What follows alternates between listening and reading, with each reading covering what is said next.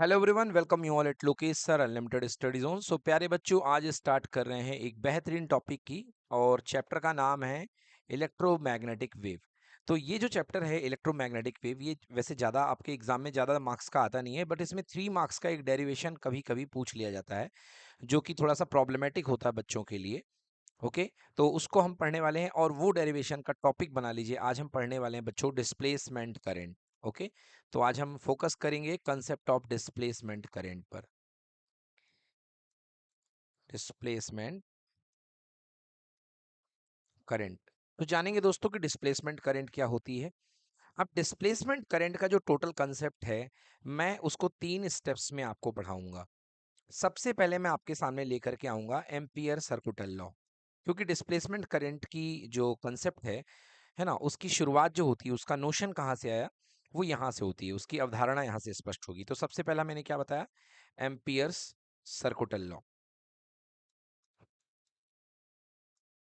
Okay, हमारी ये help करेगा एम्पियर सर्कुटल लॉ। देन इसके बाद में एम्पियर सर्कुटल लॉ के बावजूद कुछ कमी हुई और उस चीज को देखा गया मैक्सवेल के द्वारा। तो हम बात करेंगे मैक्सवेल के ऑब्जर्वेशन की।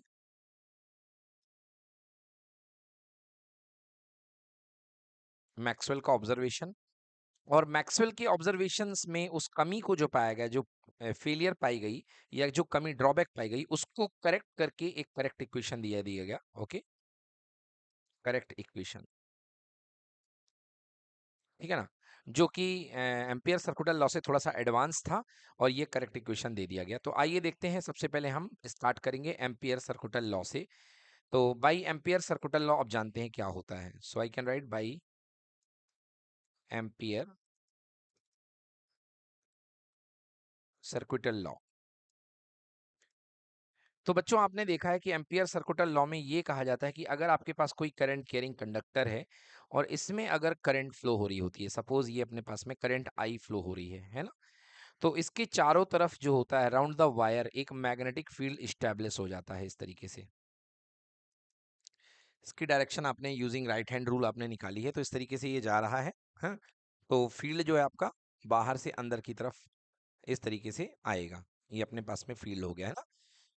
तो ये फील्ड लाइंस डिजाइन हो जाएंगी, है ना। अभी फिलहाल हमको फील्ड लाइंस की डायरेक्शन को लेकर के इतना ज्यादा यहाँ पे फोकस नहीं करना है। तो यहाँ पर क्या हो गया, यहाँ पर एक लूप बन गया, मैग्नेटिक फील्ड का लूप यहाँ पे इस्टेब्लिश हो गया, क्योंकि आपको पता है कि कंसेंट्रिक फॉर्म में मैग्नेटिक फील्ड यहाँ पे इस्टेब्लिश हो जाएगा। और क्या कह सकते हैं हम इस लूप के बारे में, मैग्नेटिक फील्ड के बारे में हम क्या रिलेशनशिप दे सकते हैं, हम दे सकते हैं कि बी डॉट डी एल, मतलब मैग्नेटिक फील्ड का जो लाइन इंटीग्रल होता है, that is equals to mu naught multiplied by summation of algebraic sum of all the current present inside the threading the loop कह लो, या current thread present inside the loop, हो ना। This is summation of आई। ये है हमारे पास में magnetic field आ गया, है ना। हमारे पास में मैग्नेटिक फील्ड की रिलेशनशिप करंट के साथ दे दी। अब इससे हमें क्या पता चलता है, इससे हमें कुछ चीजें पता चल सकती हैं। ये क्या सजेस्ट करता है, तो ये जो एम्पियर सर्कुलर लॉ है, इसको आप इक्वेशन नंबर 1 दे सकते हैं। सो इक्वेशन 1 हमें क्या बातें बता रहा है, क्या सजेस्ट कर रहा है। So what does this equation 1 suggest? So it suggests that if current की वैल्यू हम अगर existing current है, if current, है ना, अगर करंट प्रेजेंट है मतलब कि करंट एग्जिस्ट कर रही है, इफ करंट एग्जिस्ट, इसको हम ये कह सकते हैं कि आई प्रेजेंट है, या दूसरे शब्दों में कह सकते हैं कि if I is not equal to zero. तो अगर करंट जीरो नहीं है, इसका मतलब मैग्नेटिक फील्ड भी जीरो नहीं होगा। यस, बिकॉज ये इफ सिग्मा आई की वैल्यू जीरो नहीं है, तो कुछ ना कुछ आपका मैग्नेटिक फील्ड आ जाएगा, मतलब यहाँ पे मैग्नेटिक फील्ड होगा, है ना, फर्स्ट केस। सेकेंड केस यदि मैं इस लॉ से देखूं, तो इफ करंट जीरो, अगर करंट की वैल्यू कितनी है, जीरो, तो क्या समझ में आ रहा है, अगर आई की वैल्यू जीरो हो रही है, तो इससे ये रिफ्लेक्ट हो रहा है कि मैग्नेटिक फील्ड भी क्या होना चाहिए, जीरो होना चाहिए। तो with the ampere circular law हम बच्चों इस आपके ऑब्जर्वेशन पे पहुंच चुके हैं, ठीक है ना। अब देखिए, अब हम बात करते हैं नेक्स्ट इसके पड़ाव की। तो ये पहला पड़ाव यहाँ पे खत्म हो चुका है कि एम्पियर सर्कुलर लॉ क्या कहता है, ठीक है ना। अब फिर हम देखते हैं कि मैक्सवेल, जिनका पूरा नाम क्लार्क मैक्सवेल था, उनका ऑब्जर्वेशन क्या था। तो अब हम सेकेंड हेडिंग पे आते हैं, क्लार्क मैक्सवेल ऑब्जर्वेशन।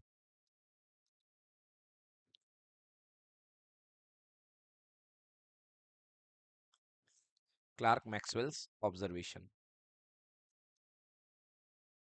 तो क्लार्क मैक्सवेल के ऑब्जर्वेशन को समझने के लिए आपको यहाँ पे दो प्लेट यानी कि कैपेसिटर की दो प्लेटों को लेना पड़ेगा। ये कैपेसिटर की एक प्लेट है और ये कैपेसिटर की दूसरी प्लेट है, ठीक है। और कैपेसिटर की दो प्लेटों को लेकर के यहाँ पर हमने करंट प्रोवाइड कर दी इसको, यूजिंग द बैटरी हमने यहाँ पे प्लस और माइनस दे दिया। अब क्या होता है, देखिए आप जानते हैं कि यहाँ पे करंट क्या हो जाएगी, फ्लो हो जाएगी, आउटर सर्किट में करंट फ्लो हो जाएगी। आप जानते हैं कि कैपेसिटर किस प्रकार से चार्ज होता है, तो ये बताने की मुझे ज़रूरत नहीं है कि कैपेसिटर कैसे चार्ज होता है। ओके, तो यहाँ पे नॉर्मल प्रोसेस जो होती है कैपेसिटर की आपने पढ़ी है, वहाँ उस प्रोसेस के थ्रू करंट फ्लो होने लगेगी आउटर सर्किट में। और इनर सर्किट में ड्यू टू चार्ज फॉर्मेशन भी जो है, पोटेंशियल फील्ड यहाँ पे अगर आपने वी बैटरी लगाई है तो यहाँ पे भी across the plates of capacitor V voltage इसमें आकर के स्टैब्लिश हो जाएगा। ये आपने पढ़ रखा है इलेक्ट्रोस्टैटिक्स चैप्टर में, है ना। तो अब यहाँ पर देखिए क्या करते हैं कि आप यहाँ पे तीन सीन बनाइए। यहाँ पे सबसे पहले आप यहाँ पर यदि एक मैग्नेटिक निडल लेकर के आ रहे हैं जो कि करंट फ्लो हो रही है आउटर सर्किट में, तो मैग्नेटिक निडल आप लेकर के आ रहे हैं। सो सपोज ये आपका मैग्नेटिक निडल है इस तरीके से, ओके। ये जो पेंटेड वाला पार्ट है ये नॉर्थ पोल होता है। तो आप देखेंगे कि जैसे मैग्नेटिक निडल को आप लेकर के आएंगे तो ये डिफ्लेक्ट होना शुरू हो जाएगी इस तरीके से, है ना। यहाँ भी आप लेकर के आएंगे तो यहाँ पे भी मैग्नेटिक निडल जो हो जाएगी, आपको उसमें डिफ्लेक्शन दिखाई देगा। मतलब ये निडल जो है डिफ्लेक्शन दिखाई देगा। तो मतलब क्या हो रहा है यहाँ पे, ये पता चल रहा है कि यहाँ पर बी की वैल्यू जीरो के इक्वल नहीं है, मतलब मैग्नेटिक फील्ड एग्जिस्ट कर रहा है। यहाँ पर भी हमें पता चल रहा है कि वी की वैल्यू जीरो के इक्वल नहीं है, मतलब मैग्नेटिक फील्ड एग्जिस्ट कर रहा है। और अब बेटा यहाँ पर यदि आप देखें, यहाँ पर यदि आप देखें इस तरीके से मैग्नेटिक निडल को, तो यहाँ पर भी देखा गया कि मैग्नेटिक फील्ड एग्जिस्ट कर रहा है, ठीक है ना। मैग्नेटिक फील्ड क्या कर रहा है, एग्जिस्ट कर रहा है, निडल डिफ्लेक्ट हो रही है। बट आपने क्या पढ़ा, देखिए आउटर सर्किट में यहाँ पे B is not equal to zero था क्योंकि करंट की वैल्यू जीरो के इक्वल नहीं है। यहाँ भी देखा जाए तो B is not equal to zero क्योंकि हम एग्री कर रहे हैं कि करंट की वैल्यू जीरो के इक्वल नहीं है। आप इसको एमीटर लगा करके भी आप करंट की वैल्यू मेजर कर सकते हैं जो कि आउटर सर्किट में जीरो नहीं है। बट यहाँ पे क्या दिख रहा है, यहाँ पे आपको एक नई चीज दिख रही है बच्चों। यहाँ पे ये दिख रहा है कि अंदर कोई कंडक्शन तो पाथ है नहीं, मतलब अंदर करंट की वैल्यू फिजिकली जो करंट है वो जीरो दिख रही है, मतलब कंडक्टिव करंट जिसको मैं कह देता हूँ ना, कंडक्शन करंट। तो कंडक्शन करंट का मैं नाम ले लेता हूँ, दिस इज आई सी। तो आई सी तो यहाँ पे आपको जीरो दिख रहा है, बट स्टिल मैग्नेटिक फील्ड आपको जीरो नहीं दिखाई दे रहा है, ठीक ना। So what I can say, though there is no current flowing between the plates of the capacitor. तो इस बात को हम लिख लेते हैं क्योंकि इंपॉर्टेंट लाइन है, आपको एग्जाम में लिखनी पड़ेगी। तो लिखिए मेरे साथ, दो there is there is no current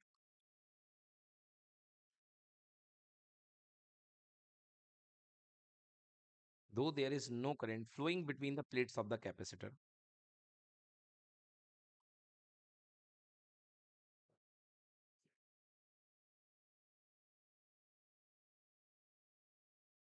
plates of the capacitor, plates of capacitor, but the needle get deflected, yes। but जो यहाँ पे आपकी needle मैग्नेटिक needle रखी हुई है, कैपेसिटर के बीच में कोई करंट नहीं फ्लो हो रही है, but still the needle get deflected, okay। but the needle get deflected, okay। what does it means, it means that certainly there is a some amount of magnetic field is there, okay। So exactly, it is the violation of Ampere circuital law. So what Clerk Maxwell observed? It is the it is violation, VOIELATION, violation of Ampere Ampere circuital law. Why? Because Ampere circular law के हिसाब से हमने देखा था whenever B is equals to zero, इसका मतलब current की value zero होगी, तो बी की वैल्यू बिल्कुल 100% जीरो होगी। बट यहाँ पे आपको क्या दिख रहा है कि करंट की वैल्यू तो जीरो है, कंडक्शन करंट नहीं है, बट इसके बाद भी बी की वैल्यू जीरो नहीं है। तो एम्पियर सर्कुलर लॉ ने कहा था कि अगर आई इक्वल्स टू जीरो हो जाएगा, इट मीन्स आपका बी भी क्या होना चाहिए, जीरो होना चाहिए, ये कहा था। बट यहाँ पे ऐसा देखने को नहीं मिल रहा है, this does not follows here. Okay, यहाँ पे ये चीज नहीं हो रही है।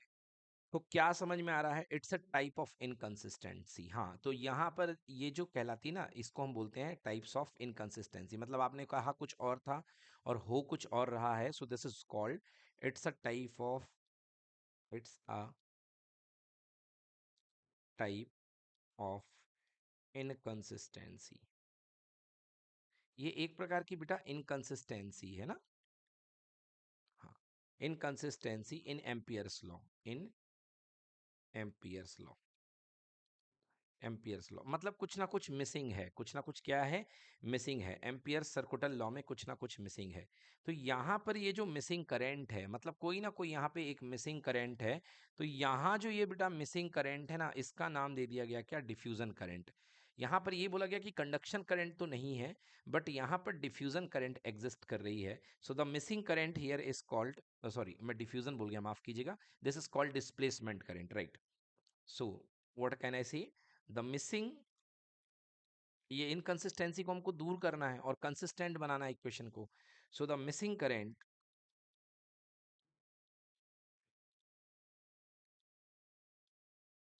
So the missing current here is called displacement current.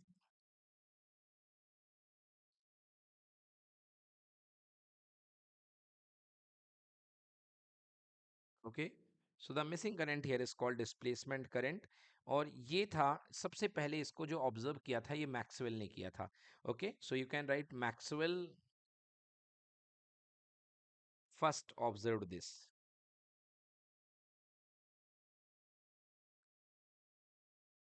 Okay, so Maxwell was the first that he observed this thing. So Maxwell ने पहला ऑब्जर्वेशन किया था। अब हमको क्या करना है, तो हम दूसरा पार्ट पढ़ चुके हैं, अब हम थर्ड पार्ट की ओर आ रहे हैं, जैसा कि हमने बताया करेक्ट इक्वेशन। तो यहाँ पे मैक्सवेल का ऑब्जर्वेशन था, मैक्सवेल के ऑब्जर्वेशन ने क्या फाइंड किया, मैक्सवेल के ऑब्जर्वेशन ने फाइंड किया कि यहाँ पे क्या है, इनकंसिस्टेंसी है, inconsistency, there is some inconsistency in Ampere circular law. हाँ, तो एम्पियर सर्कुलर लॉ में कुछ मिसिंग है, इनकंसिस्टेंट है एम्पियर सर्कुलर लॉ। तो उसको हमको दूर करने के लिए फिर क्या करना पड़ेगा, फिर इसके बाद इसका दिया गया करेक्टेड इक्वेशन। तो हेडिंग बनाएंगे करेक्टेड इक्वेशन। करेक्टेड इक्वेशन क्यों आता है, to make the Ampere's law consistent, है ना। तो make the Ampere's law consistent, तो एम्पियर के लॉ को कंसिस्टेंट बनाने के लिए, टू मेक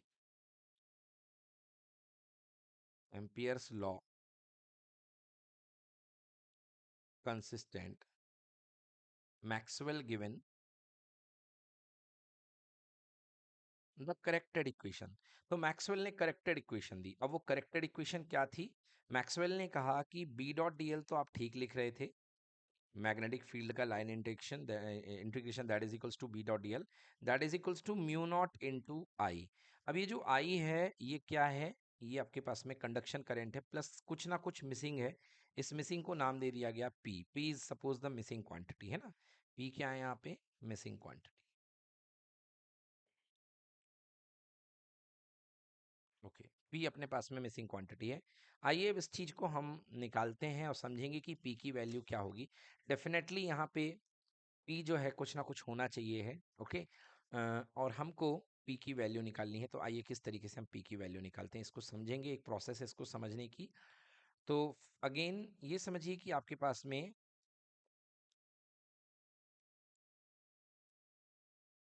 ये प्लेट्स ऑफ कैपेसिटर हैं, ठीक है। सो द, अब यहाँ पर जैसे ही आप स्विच को ऑन करते हैं, जैसे ही स्विच को क्या करते हैं, ऑन करते हैं, या आपने स्विच ऑन किया,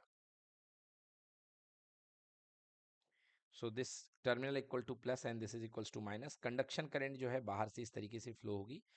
तो एज तो आपके पास जैसे स्विच को ऑन करेंगे तो क्या होगा, इलेक्ट्रिक फील्ड एस्टेब्लिश होगा। अब इलेक्ट्रिक फील्ड कैसे एस्टेब्लिश होगा, बिकॉज बैटरी अपने पास में धीरे धीरे धीरे धीरे वोल्टेज बढ़ाएगी।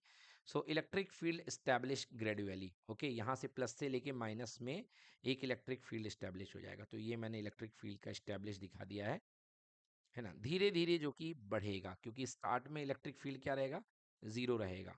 ओके, एंड फिर उसके बाद में इलेक्ट्रिक फील्ड कितना हो जाएगा, मैक्सिमम वैल्यू कितनी हो जाएगी, इलेक्ट्रिक फील्ड इक्वल टू कितना वोल्टेज अप्लाई किया डिवाइड बाई डिस्टेंस जो होती है equals to V by D, जिसको पोटेंशियल ग्रेडियंट हम बोलते हैं। तो इस तरीके से इस्टेब्लिश हो जाएगा धीरे धीरे। ओके, सो यहाँ पे लिखेंगे आप लोग as electric field establish gradually, as electric field established gradually,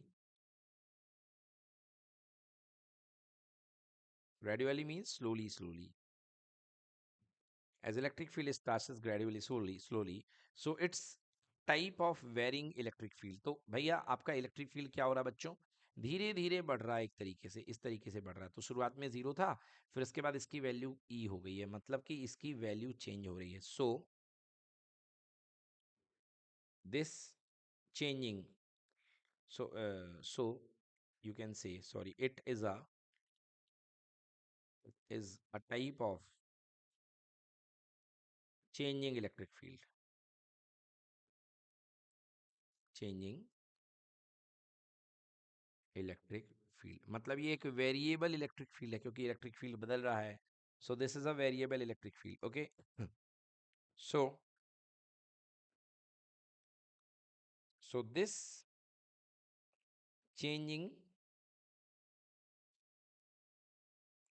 this changing and किस टाइप का चेंजिंग के साथ साथ ये बढ़ रहा है, मतलब बिल्ड हो रहा है। So this changing and you can से it is building electric field, BUILDING, building मतलब ये बन रहा है, पैदा हो रहा है, जीरो से लेके मैक्सिमम तक जा रहा है।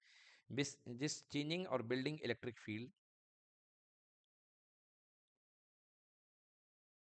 फील्ड कैसा है बेटा, ये इंक्रीज कर रहा है, तो इंक्रीजिंग है, इंक्रीजिंग। ओके, इंक्रीजिंग फॉर्म में है। और आप जानते हैं फेराडेज लॉ से कि इंक्रीजिंग जो इलेक्ट्रिक फील्ड होता है वो क्या जनरेट करता है, that will cause a magnetic field, increasing electric field that will cause a magnetic field. तो ये जो चेंजिंग इलेक्ट्रिक फील्ड ये क्या बनाएगा, मैग्नेटिक फील्ड बनाएगा, क्योंकि हमने पढ़ा है ना, ये इलेक्ट्रोमैग्नेटिक इंडक्शन में कि चेंजिंग इलेक्ट्रिक फील्ड क्या होता है, मैग्नेटिक फील्ड बनाता है। सो क्या लिख सकते हैं आप यहाँ पे, तो मैक्सवेल ने सजेस्ट किया, इतना सब कुछ समझने के बाद अब देखिए चेंजिंग मैग्नेटिक फील्ड, अब चेंजिंग मैग्नेटिक फील्ड है, मतलब यहाँ पर क्या होगा, यहाँ पर करंट जो होगी, सॉरी मैग्नेटिक निडल जो होगी वो क्या करेगी, डिफ्लेक्ट करेगी। मतलब यहाँ पर कोई ना कोई एक अदृश्य टाइप की इनविजिबल करंट फ्लो हो रही है, जिसके कारण क्योंकि इलेक्ट्रिक फील्ड चेंज हो रहा है, और चेंजिंग इलेक्ट्रिक फील्ड क्या राइज कर रहा है, चेंजिंग इलेक्ट्रिक फील्ड जो है आपका मैग्नेटिक फील्ड को इस्टेब्लिश करेगा, ठीक ना। हम्म। सो मैंने क्या बताया आपको, as electric field establish gradually slowly, it's a type of variable electric field, so the changing or you can say building electric field that is increasing in nature that will cause a magnetic field, ये एक magnetic field को बनाएगा। और Maxwell ने जो suggest किया, Maxwell suggested an equation with the name this one, B dot D L, इसके पहले हमने देखा था कि B dot D L equals to mu naught into I C, I को अब आई सी कर दीजिए, बिकॉज जो आउटसाइड आपको देखने को मिल रहा है मैग्नेटिक फील्ड वो कंडक्शन करंट के कारण हो रहा है, प्लस यहाँ पे जो मिसिंग थी, जो हमने पी कहा था पहली इक्वेशन में, तो कोई ना कोई यहाँ पे भी टर्म होना चाहिए, तो मैक्सवेल ने क्या जोड़ा, this is equals to mu not I D. Yes, I C क्या है यहाँ पे, कंडक्शन करंट है, आई सी इज हियर। इसको इक्वेशन नंबर 2 दे दें आप, फर्स्ट तो हम ले चुके हैं। So I C is called conduction current.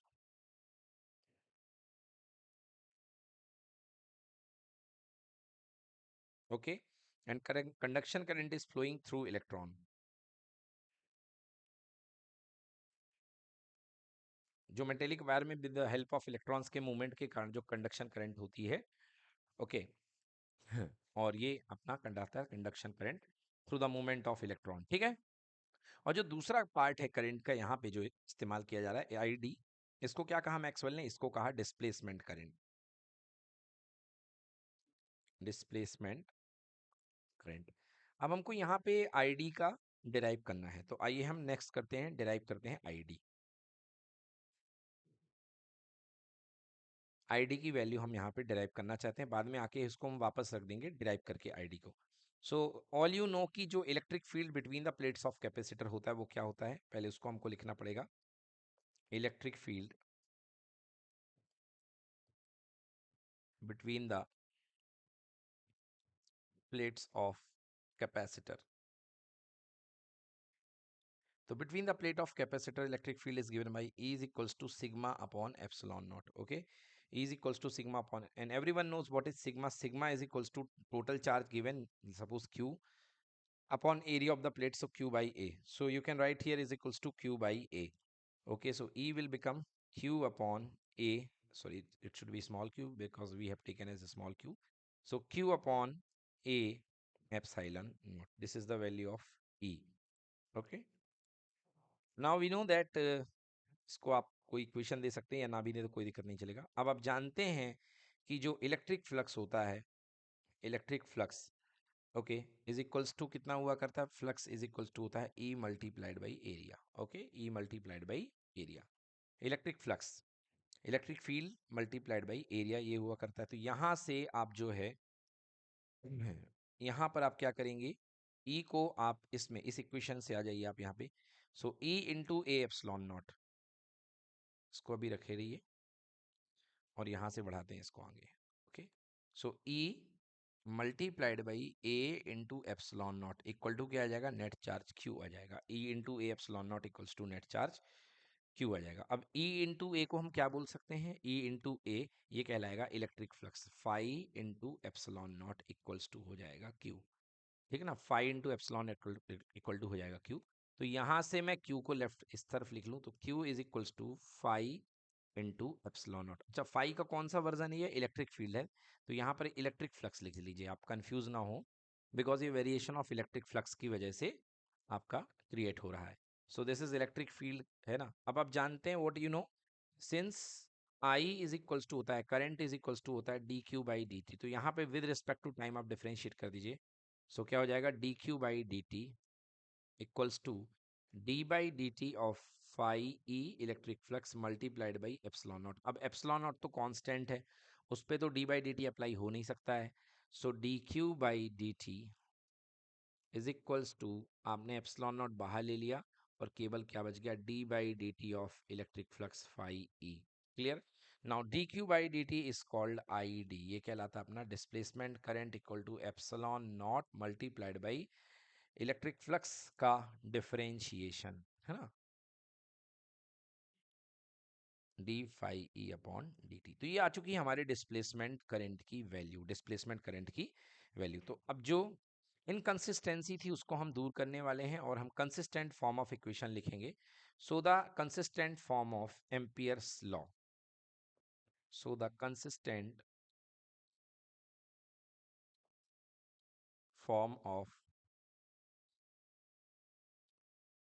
Amperes law, तो जो एम्पियर्स लॉ का कंसिस्टेंट फॉर्म होगा, हमने क्या देखा था, हमने देखा था B dot D L line integral magnetic field का is equals to mu naught into I C plus diffusion current I D, ठीक है ना, डिफ्यूजन करंट आई डी। और अब हमारे पास में डिफ्यूजन करंट आ चुकी है, सॉरी यहाँ पे म्यू नॉट का मल्टीप्लाई भी होना था, ये गलती हो गई हमसे, इसको हमने सुधार दिया है, चलिए। तो यहाँ पे this is equals to mu naught into I D. अब यहाँ पे वैल्यू हम पुट कर सकते हैं, B dot D L equals to mu not I C plus mu not multiplied by I D की वैल्यू, तो डिफ्यूजन करंट की value epsilon naught D phi E upon D T, तो यहाँ पे आएगा epsilon naught multiplied by D phi E upon D T, yes. सो ये जो equation है आपके पास में, ये फाइनली करेक्टेड इक्वेशन है, मॉडिफाइड इक्वेशन है, और ये मैक्सवेल ने दिया था आपको, ठीक है। सो ये करेक्टेड इक्वेशन फाइनली बन चुका है आपके पास में, और ये इक्वेशन हर सिचुएशन में वैलिड है, मतलब डिसकंटिन्यूटी यहाँ पे दूर हो चुकी है। Okay, so this equation is valid for all the cases and now discontinuity is removed. तो कंक्लूजन यहाँ पे क्या निकलता है? कंक्लूजन ये निकलता है कि चेंजिंग इलेक्ट्रिक फील्ड से, यदि आप कंडक्शन करंट को ना देखें तो यहाँ देखिए कि changing electric field, because electric flux बदल रहे हैं मतलब इलेक्ट्रिक फील्ड बदल रहे हैं, तो चेंजिंग इलेक्ट्रिक फील्ड जो होगा वो किसको क्रिएट करेगा? वो आपका मैग्नेटिक फील्ड को डेवलप करेगा। तो कंक्लूजन में आप लिख सकते हैं कि changing electric field create magnetic field. Okay, so conclusion हो गया कि changing electric field develops magnetic field. ठीक है, यस। सो जो चेंजिंग इलेक्ट्रिक फील्ड होगा उससे मैग्नेटिक फील्ड भी डेवलप हो सकता है। यहां से हमको ये बात पता चलती है मैक्सवेल के इस करेक्टेड इक्वेशन से।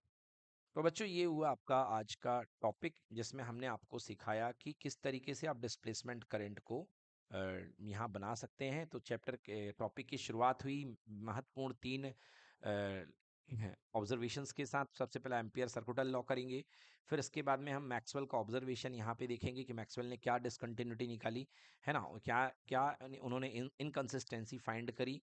फिर इसके बाद इसका करेक्टेड इक्वेशन दिया। तो एम्पियर सर्कुलर लॉ से सबसे पहले हमने ओल्ड इक्वेशन लिख लिया और अपनी दो हाइपोथेसिस बना ली कि एम्पियर सर्कुलर लॉ में क्या हो सकता है।